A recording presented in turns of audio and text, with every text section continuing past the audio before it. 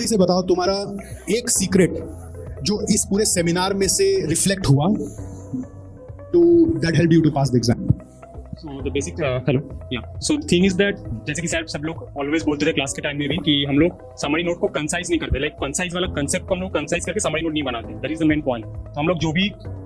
Concept पढ़ते हैं उसको क्लास कंप्लीट होने के बाद, जैसे कोई मान लो थ्रूपुट अकाउंटिंग है, थ्रूपुट अकाउंटिंग कंप्लीट होने के बाद हम लोग उसको A4 साइज, जैसे सर बोलते थे हम लोग क्लास के टाइम में भी कि हम लोग A4 साइज में उसको अगर कंसाइज कर ले साथ साथ ही, तो उसी टाइम हम लोगों का एक चैप्टर भी खत्म हो जाएगा एंड हम लोगों को रिवीजन में भी हेल्प होगा, क्योंकि मेरे लिए वो बहुत वर्क किया है। Because of that reason that I score 72 in SCM। तो दैट रीजन इज दैट कि हर चैप्टर का कंसाइज नोट होना जरूरी है, और वो एग्जाम के बिफोर, 1 डे बिफोर एग्जाम भी बहुत हेल्प होता है एंड अब उसके बाद भी मुझे अभी भी हेल्प होता है, क्योंकि मैं जहाँ पे भी अभी हूँ in my family business also, that the thing that the concept is so much important. For example, in bottle, if the diameter is, the diameter cost is also involved to manufacture a bottle. So the diameter of the cap is involved in making the decision that whether this is fruitful for me or not. So that is also important, and this is also one of the example of a throughput accounting, because in our throughput accounting I used to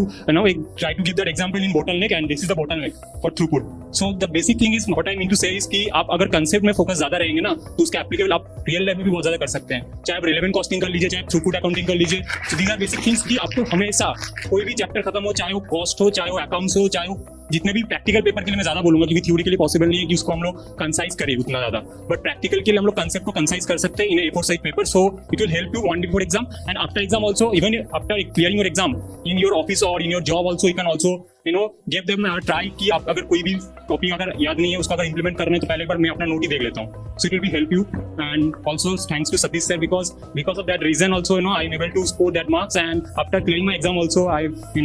tend to meet sir, but because of some reason I won't be able to meet that time, but today I came here, that's because of sir, and sir is giving the one of the great platform to all of you, because हम लोगों के time Covid था, तो Covid में हम लोगों ने इतना मौका नहीं मिला था, और उसके बाद जो ऑनलाइन क्लासेस भी हम लोगों ने किया था, वो फाइनल का क्लास था वो ऑनलाइन में ही था। तो ये इंटरेक्शन जो हम लोग यहाँ पे कर रहे हैं सभी के साथ, सर भी जो इवेंट ऑर्गेनाइज किया है, it will help all of you to get good marks, और also giving such kind of insightful incident and also the some examples that used to tell us during that classes, because sir class में भी हम लोग को बहुत सारे example दे देते कि जैसे कि